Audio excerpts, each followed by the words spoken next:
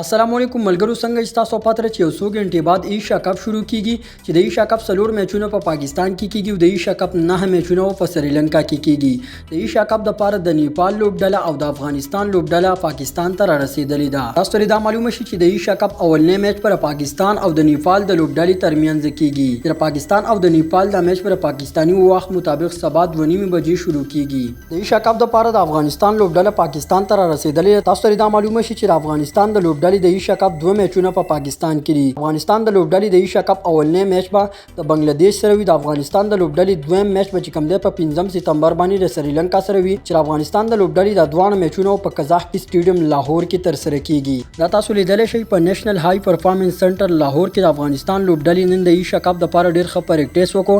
دا تصویران د عکسونه تاسو لیدلی شئ. فضل حق فاروقي دی پر سره د افغانستان د لوبډلې مشر کیپټن حشمت الله شاهدي دی. د راشد خان تصویر هم تاسو لیدلی شئ. مجيب الرحمن محمد نبی هم تاسو په پریکټیس په وخت کې لیدلی شئ. دین علاوه رحمت شاه هم تاسو لیدلی شئ او ګل بدین نائب هم د ایشیا کپ د لپاره د روانو دوه لوبو لپاره هم پریکټیس کوي. نو داسې نورو کرکټ معلوماتو لپاره زموږ یوټیوب چینل او پیج در سره فالو کړئ. ملاویږو بل ویډیو کې. د الله په امان.